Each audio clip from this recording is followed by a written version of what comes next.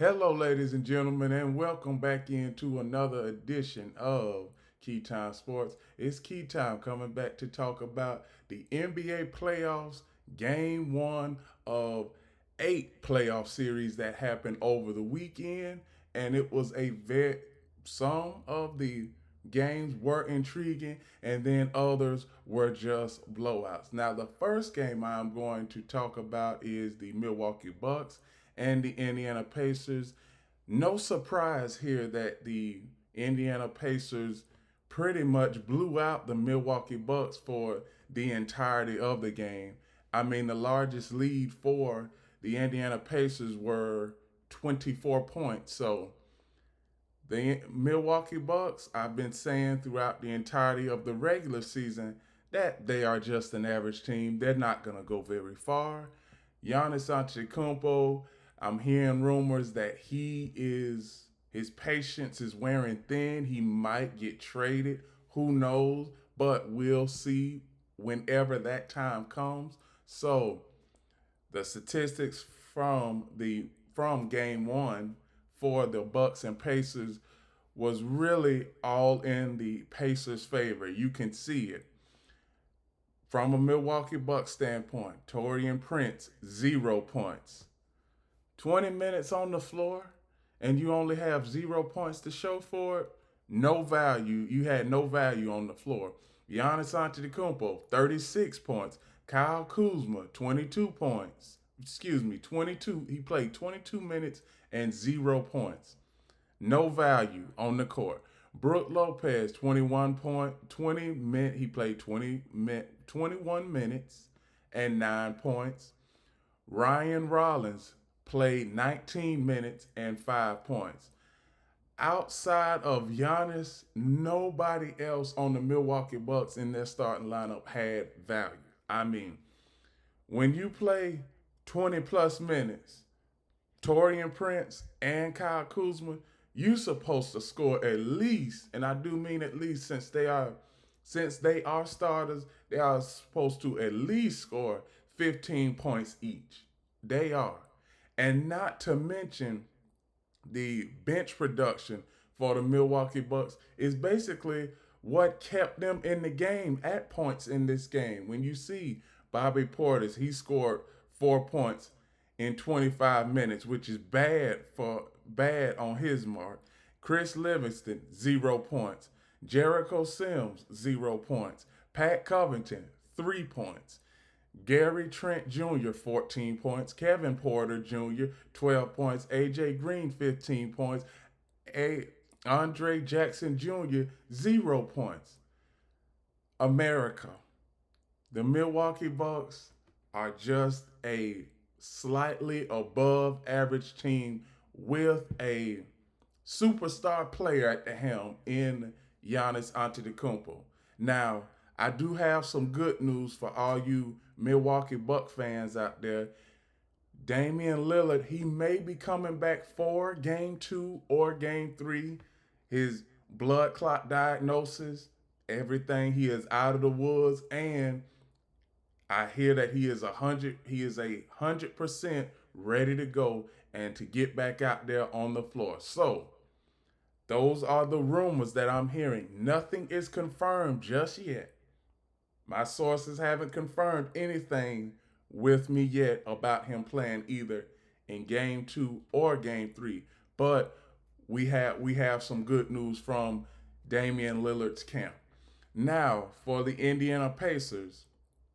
What can I say about the Indiana Pacers? One of the most efficient offenses in the NBA, and it certainly showed Saturday afternoon.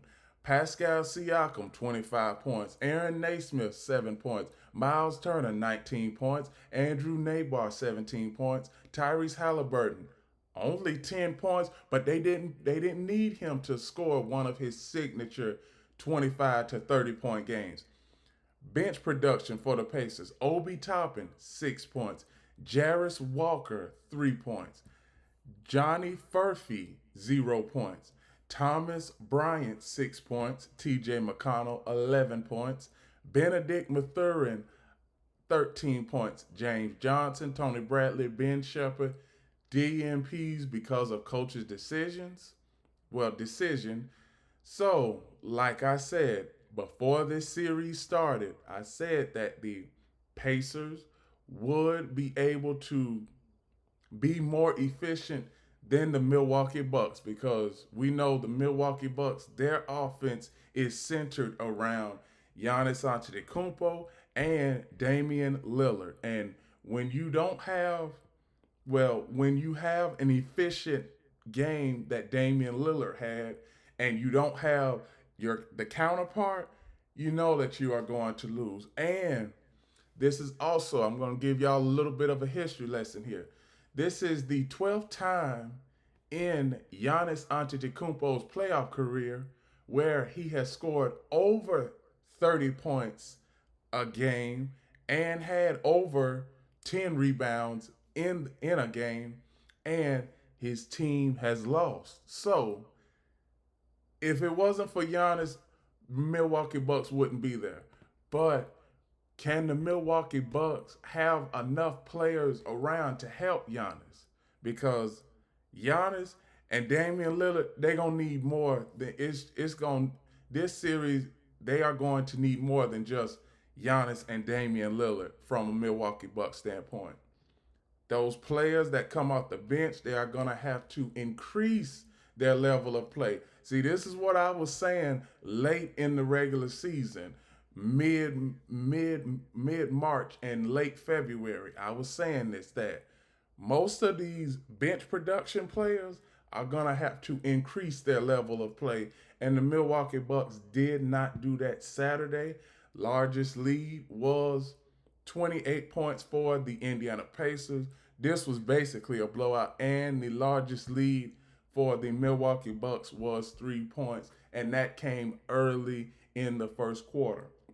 Now, as far as rebounds concerned, Indiana, they out rebounded the Milwaukee Bucks in total rebounds, 43-41. Defensive rebounds. Now, this is where Indiana won the game.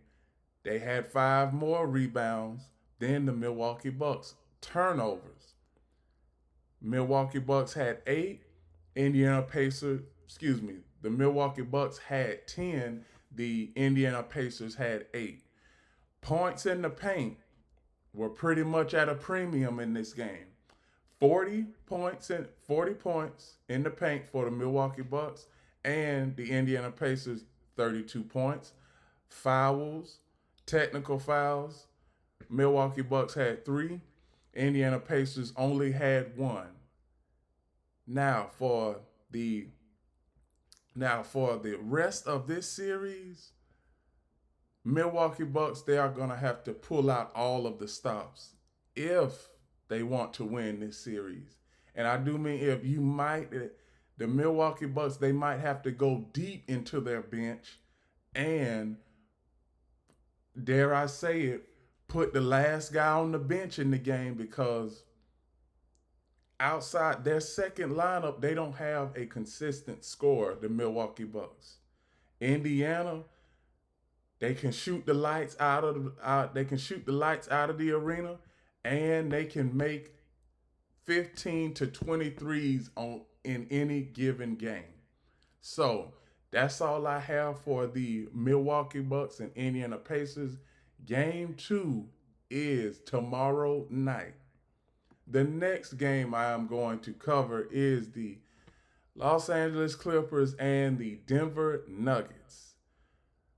The Los Angeles Clippers, they had a 15-point lead in this game, and they wound up squandering it in overtime.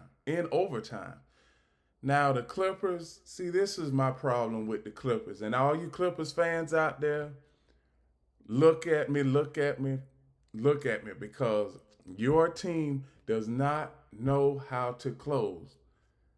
Here's the topic. Can the Clippers close a series? Can the Clippers even close a game against the Denver Nuggets? No, they haven't, because the previous 6, and I do mean 6 instances that the Clippers have played the Denver Nuggets, the Clippers have had a double-digit lead all 6 times with Denver coming back in the fourth quarter or overtime, and Denver eventually winning those games. So I don't know what it is about the Clippers.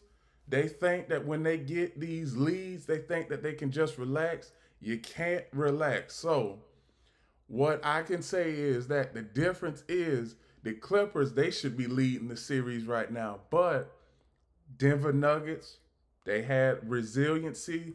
The bench came to play. And also the Clippers, they did not have much bench production coming off the bench. They didn't, because you can see it. Kawhi Leonard, 21 points. Ibaka Zubac, 21 points.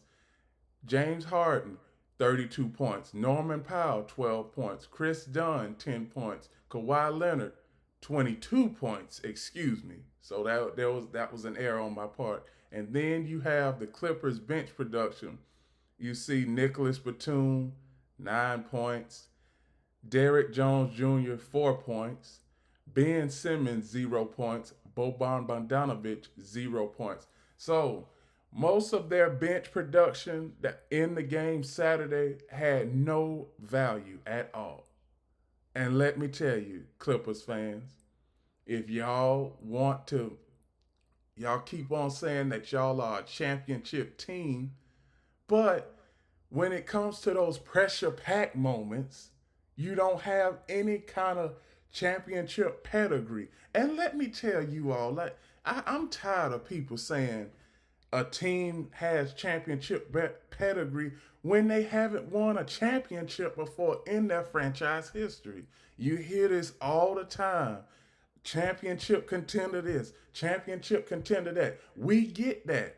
But when it comes to the championship pedigree talk, let them win a championship first. And that goes for teams like the LA Clippers, the Memphis Grizzlies, and also the Phoenix Suns. But the Phoenix Suns, they are pretty much the worst team in the NBA right now. So they don't even need no recognition. But as far as the LA Clippers, when they look back on this series now, game 2 is I believe game 2 is tonight, if I'm not mistaken. Game 2, if they lose game 2, they'll have to win games 3 and 4 back home to make the series even. Now, what they should have done was up by 15 in game 1 with under 4 minutes left. They shouldn't have let their foot up off the gas, but they did. They did, and the Clippers franchise history, they've had a tendency to do that. Now, against the Denver Nuggets,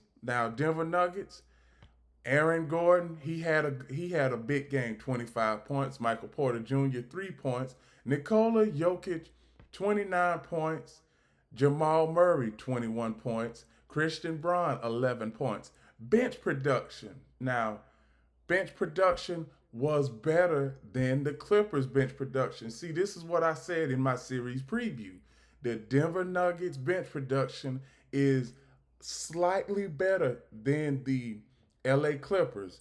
So as you can see, Peyton Watson, 6 points. Russell Westbrook, 15 points. Jalen Pickett, 2 points. Dario Saric, Zeke Naji, Hunter Tyson, Valko Kankar, DeAndre Jordan, Julian Swather did not play because of coach's decision. Now, the Denver Nuggets, like I said at the start of the season, they are always going to be a team that is in the thick of things come playoff time.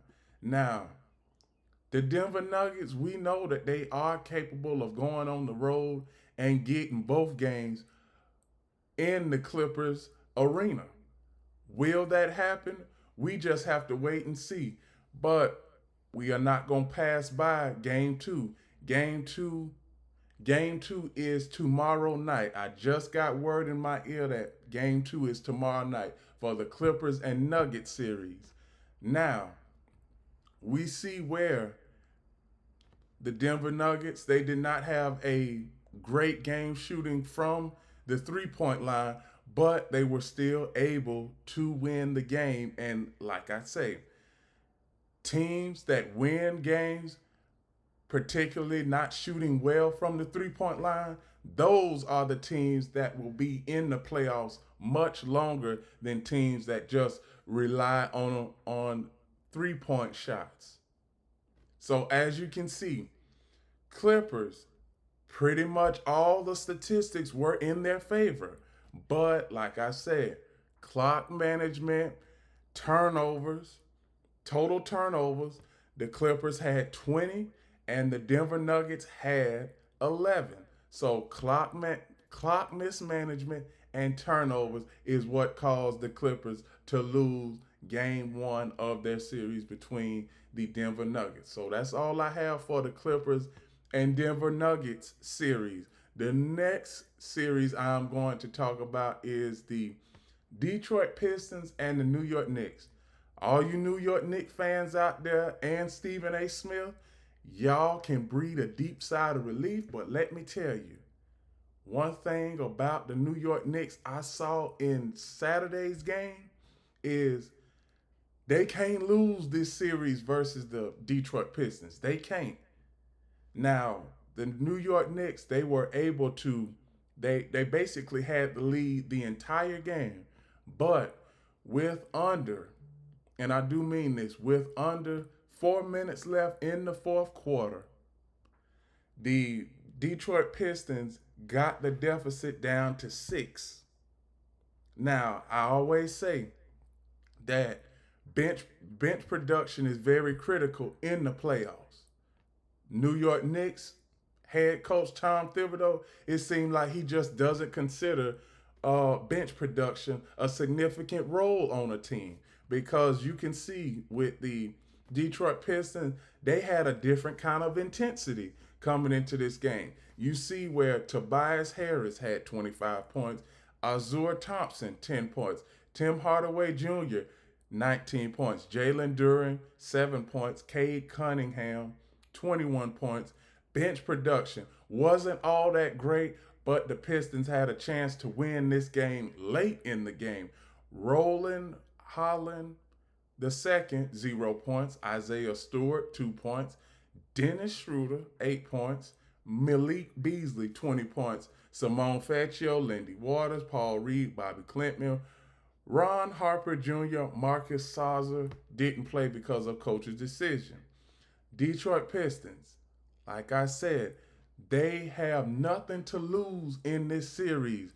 If I'm the Detroit Pistons and if I'm the head coach, I'm pulling out all the stops. I'm trying to stop everybody who is wearing a New York Knicks jersey that is playing on the NBA court and to stop them in their tracks, because you see this, the starters, and I keep on saying this, the New York Knicks starters in game 1 played an average of 32 minutes. And I'm going to tell you this.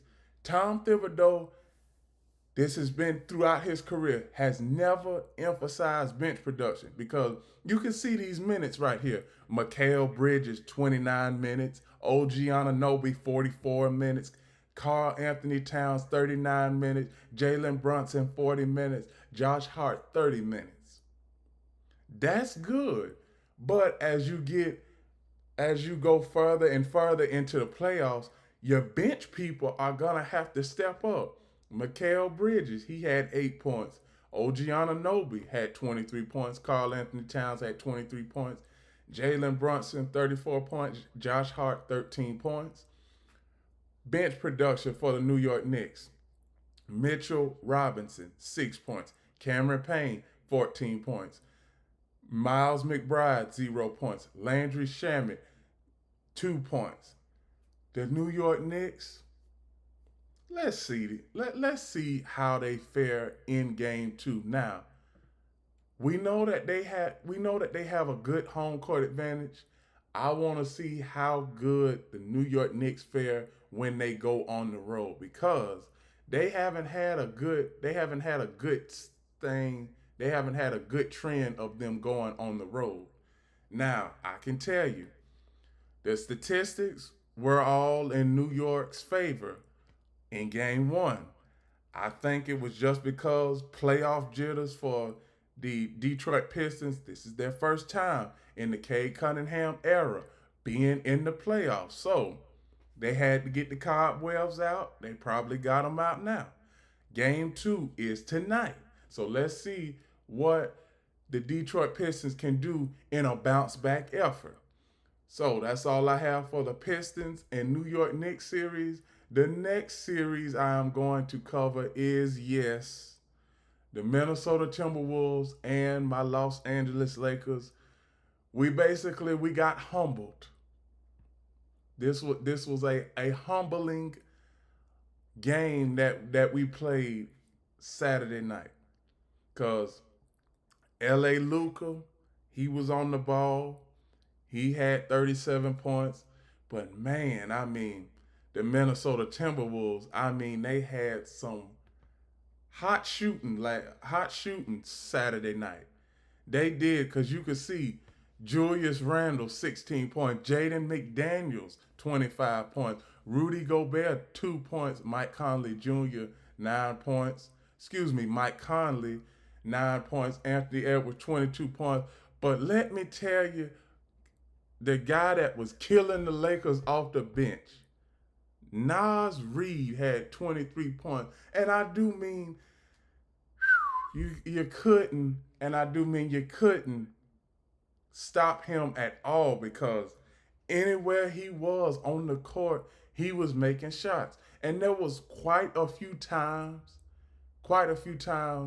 with the Lakers where Minnesota Timberwolves, they shot the ball and a Timberwolves player missed a shot, and it seemed like every rebound the Lakers could not get a rebound. And I was looking at the game, and I'm like, can anybody on the Lakers get a rebound? Because that's where the game was won and lost. And I'm not just gonna say there, but in the first quarter, late in the first quarter, the Lakers, they had a lead, and then late first quarter, the Timberwolves gained momentum. Second quarter, they went on a 15-6 run, and it was basically almost game over, because it just seems like every time the Lakers would make a run, they would be going uphill. A 10-0 run the Lakers had, then all of a sudden, 10-0 run the Lakers had, to bring it back down to maybe 11 or 12, and then here it is with the Minnesota Timberwolves. They make a couple of threes and increase the lead back to 17. So you can't keep going uphill against the Minnesota Timberwolves. Now, I'm pretty sure it's a whole lot of people that was looking at me Saturday night and saying that, Key Time Sports, what you think? I'm saying to myself, game one is always a fill out game. Game one is that's what the playoffs in the NBA are all about. Game one is a fill out game. You need to see how your opponent is going to play throughout the series. That's why I don't bring too much into game one. But let me tell you, my little wordplay when it comes to Lakers in five, let me tell you, it don't matter. As long as the Lakers win the series, it could go six, it could go seven, because the Lakers have home court in this series. So it don't matter. So one thing that I can say is that us Laker fans, we are humbled, because we know our deficiencies when it comes to getting rebounds and playing defense. But one thing I can say is that the Timberwolves, they still are a young bunch. Let's see if they can keep this momentum up playing game two.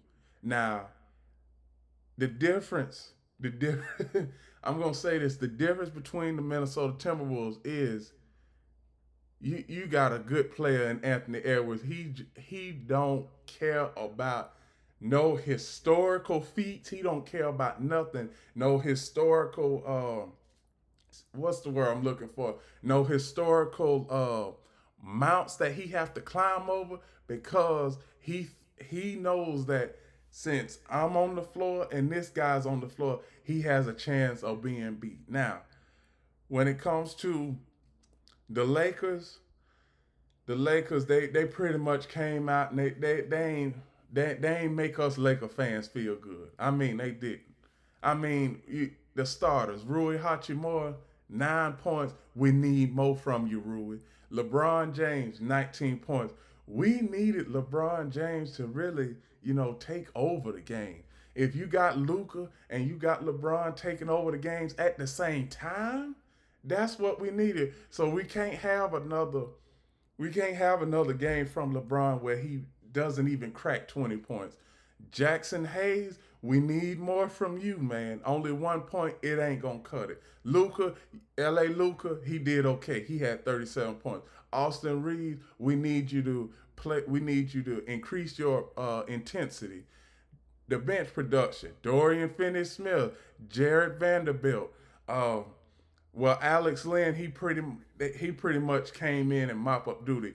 Gabe Vincent, we cannot have you missing threes all willy nilly because you missed about two, maybe three 3-point shots that could have changed the game. So we can't have you missing that. Shake Milton, he Shake Milton, he played in mop up duty. Jordan Goodwin played in mop up duty.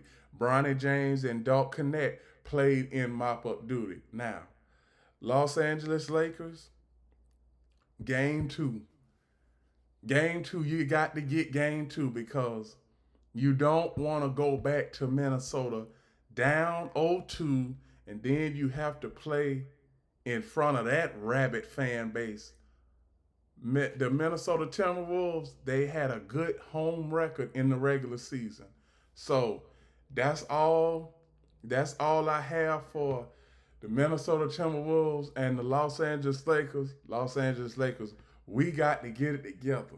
We got to get it together. Game two, only game that we need to be focused on, Lakers Nation, is game two. We don't need to worry about no game three, no game four, all that Lakers in five mess. Let's think about game two. Let's just get Lakers in game two. That's what we need to focus on. Lakers in game two, and then we can worry about the Lakers in five mess after game two when the Lakers win game two. Hopefully they do. We cannot have any defensive lapses in the third or fourth quarter like we've been having.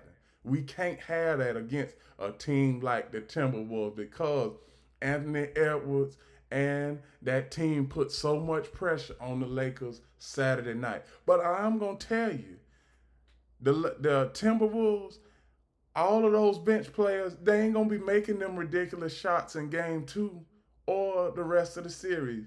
No team is gonna be shooting 60% from the 3-point line like they did. That's ridiculous to me for a team to make 60% of their 3-point shots. That won't happen in game two. That's all I have for the Minnesota Timberwolves and the Los Angeles Lakers. The next game I am going to cover is the blowout that we all saw yesterday. Memphis Grizzlies and the Oklahoma City Thunder. Now, the Memphis Grizzlies aren't a typical 8 seed, and the OKC Thunder, they really have just been, the last 7 or 8 days, just been waiting to play their first round matchup opponent. Now, one thing about this is I noticed when the game first started, the Grizzlies, they came out, had a little 5, 6 point lead, and then it just seems like the OKC Thunder, they just turned it up, not just one notch, they turned it up about 7 or 8 notches because the run that they went on from the middle of the third quarter to halftime was ridiculous. It was the run. Let's see, the run was, and I could remember this statistic because the run was 48 to 17. It was a 48-17 run to end to go into halftime. And nothing, and I do mean nothing, got better for the Memphis Grizzlies. Starters did not play up to par. Jaren Jackson Jr., 4 points. Zach Edey, 4 points. Ja Morant, 17 points. Desmond Bane, 9 points. Scottie Pippen Jr., 2 points. Bench production for the Memphis Grizzlies. Marvin Bagley III, 17 points. Santi Almada, 5 points. Lamar Stevens, 4 points. Jay Huff, 8 points. John Concord, 2 points. Luke Kennard, 5 points. Vince Williams Jr., 3 points. G.G. Jackson did not play. So the Memphis Grizzlies, the OKC Thunder, get to them. The OKC Thunder is just a well-oiled scoring machine because this is what I call complete balance. When you see a starting lineup like this, when you have Chet Holmgren, 19 points, Jalen Williams, 20 points, Isaiah Hartenstein, 14 points, Shai Gilgeous-Alexander, SGA, didn't even need to have one of his 35 or 40-point games. He had 15 points last night. Luguentz Dort, 12 points. That is a complete balanced starting lineup. The starting lineup for the OKC Thunder won this game. Not to mention bench production. Jalen Williams, 9 points. Dylan Jones, 2 points. Kenrich Williams, 6 points. Alex Caruso, 0 points. Isaiah Joe, 6 points. Aaron Wiggins, 21 points. Cason Wallace, 2 points. AJ Mitchell, 5 points. Now, in the press conference, I heard Ja Morant. Everybody heard Ja Morant say that the Memphis Grizzlies won't play as bad as they did yesterday. So, game 2 is tomorrow night. So, let's see what the Memphis Grizzlies will do to bounce back because Ja Morant is already saying when or if they win game 2, the series will be tied 1-1. So, let's see if the Memphis Grizzlies can bounce back. All the statistics went in favor of Oklahoma City. The largest lead in this game was a staggering, and I do mean a staggering, 56 points for the Thunder. The largest lead for the Memphis Grizzlies was early in the game, 4 points when it was 4-0. That's all I have for the Grizzlies Thunder series. The next series I'm going to talk about is the Orlando Magic and the Boston Celtics. Boston Celtics, we know that they were going to be here in this playoff series. Now, as far as for the Orlando Magic, half of their offense yesterday was Pablo Banchero. Franz Wagner also had his 23 points, but there's also that starting lineup. Wendell Carter, he has to play better. Corey Joseph has to play better. Kentavious Caldwell-Pope has to play better. Bench production has to increase because Jonathan Isaac had 7 points. Cole Anthony had 4 points. Caleb Houston had 3 points. Anthony Black had 3 points. The Orlando Magic, we know that they are not going to win this series, but at least they put up a fight. At least they did in the first half. They were leading at halftime, and then the Boston Celtics woke up and said, hey, we're not going to mess around with the Magic in this game, and they didn't. Because, let's see, the Boston Celtics, nobody didn't have really any staggering stats for the Boston Celtics. You had Jason Tatum with 17 points, Kristaps Porzingis with 5, Drew Holiday with 9, Derek White with 30, but he's in the starting lineup. He came off the bench last year. You had Jaylen Brown with 16 points. Bench production didn't really need much from the bench. You had Al Horford with 5, Luke Kornet with 2, Peyton Pritchard with 19. J.D. Davidson, 0 points. Jordan Walsh, 0 points. Now, all of the statistics went in favor of the Celtics. I could see the Celtics winning game two. And in game three, the Orlando Magic, I could see them winning because they are home. They have the crowd behind them. So this series is not going to go no further than 5 games. That's what I said in Friday's show, and that is what I am saying in this show. Now, largest lead for this game was 19 points for the Celtics, and largest lead for the Orlando Magic was their halftime lead with 3 points. Now, that's all I have for the Magic and Celtics playoff series. The next series I'm going to talk about will be another quick series, Miami Heat and the Cleveland Cavaliers. One thing I can say is that if the Cavaliers play the same way that they played against Miami yesterday for the next 3 games, this will be a sweep. Now the Miami Heat, let me tell you, they don't have a a cornerstone player that can carry the team. It's just player by committee. And I do mean Tyler Hero. He is a good player, but how many games is Tyler Hero going to have 30 to 40 points? Not very many. Now, here's their bench production for the Miami Heat. Not much came from the Miami Heat last night as far as bench. Duncan Robinson, 8 points. Haywood Highsmith, 7 points. Davion Mitchell, 18 points. And that was all of their bench production. Now, the Cleveland Cavaliers, another well-oiled machine. Evan Mobley, 9 points. Jared Allen, 12 points. Darius Garland, 27 points. Donovan Mitchell, 30 points. Max Strus, 9 points. Bench production for the Cavs. Not much bench production. Sam Morrell, 28 points. Javonte Green, 6 points. And that was basically all because the Cavaliers, they had this game from start to finish. The largest lead of this game was 21 points for the Cavaliers, and the largest lead for Miami was 2, and that was early on in the game.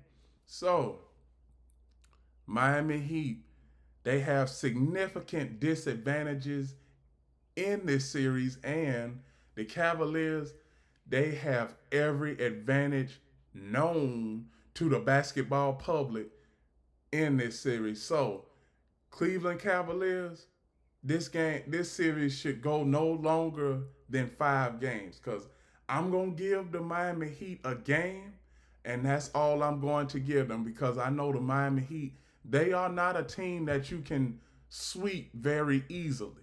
So that's why I'm giving the Miami Heat a game, and I'm going to say that this is a gentleman's sweep. Cavaliers should win this no more than 5 games. So the next series I'm going to cover is the Golden State Warriors. The Golden State Warriors and the Houston Rockets. And one thing I can say is that the Golden State Warriors have always had their Houston Rockets number. Now, Golden State Warriors last night, Draymond Green didn't do much, 4 points. Jimmy Butler, 25 points. Steph Curry, 31 points. Moses Moody, 7 points. Brandon Podziemski, 14 points. Kevon Looney, bench production for the Warriors. Kevon Looney, 0 points. Guy Santos, 5 points. Quentin Post, 0 points. Buddy Hield, 2 points. Gary Payton II, 7 points. Yuri Collins, 0 points. Jonathan Kuminga, Braxton Key, Kevin Knox II, Trey Jackson Davis, Pat Spencer did not play because of coach's decision. Now, the Houston Rockets.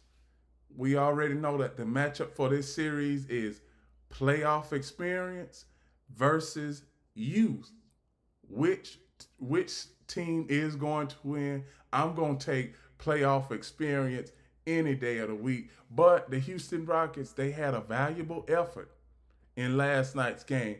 One time they got it all the way down to 3 points. And I thought that the Rockets were going to make a run, but Steph Curry and the Warriors had different ideas. Now, the Rockets starters last night, Amen Thompson, 8 points. Dylan Brooks, 11 points. Alperen Sengun, 26 points. Fred Van Vliet, 10 points. Jalen Green had a bad game last night. He had 7 points. The bench production for the Rockets: Jabari Smith Jr., 11 points. Terry Eason, 6 points. Steven Adams, 6 points. This series is going to be a very intriguing series, and like I said in Friday's show, I got the Warriors winning in 6 because there's going to be sequences throughout the Warriors and Rockets series where I just don't think the Rockets are going to execute to their fullest potential. And as you can see, the statistics last night were all in favor of the Warriors. The Warriors made 12 threes last night. The Rockets made 6. Free throws, pretty much the same. Warriors made 11. Rockets made 11. Rebounds, the Rockets, they out-rebounded the Warriors significantly, but they lost because of turnovers and also three-point shooting. And also, when it comes to defense, they didn't defend well last night. The Rockets didn't. So those were the three things that made the Rockets lose last night: bad three-point shooting, defense, and having 17 turnovers. You cannot win a game when you have 17 turnovers against any team. I don't care if it's the worst team in the league. The worst team in the league is going to make you pay when the team turns the ball over 17 points. So, game 2 is Tuesday. No, excuse me. Game 2 is Wednesday. So, let's see what the Houston Rockets can do, and let's see if they can bounce back in game 2. Game 2 is in Houston, and then game 3 will be Friday night in Oakland. Well, excuse me, San Francisco. Now, outside of that, the largest lead for the Warriors was 23 points, and the largest lead for the Rockets was 8 points. So, this past weekend, it was a good weekend for NBA, and it was a good weekend in all sports. Now, before I end the show, we had some news this morning that came across the ticker. Pope Francis, he passed away this morning at 88. He was a very avid sports fan. He loved soccer, and he also loved various other sports leagues. Now, one thing I can say about Pope Francis, he was a person about respect. Didn't matter what origin, background you had, or whether you were interested in whatever it was. Pope Francis, he always respected everybody. So, everybody who is associated with Key Time Sports and also on my other show, Key City Sports, we are praying for Pope Francis and his family in this time of grievance. And with that, those are my reactions to all of the Game 1 playoff series in the NBA this past weekend. Please like, comment, share, subscribe, click the notification bell to get notified of all of my reaction videos, shows, and other content.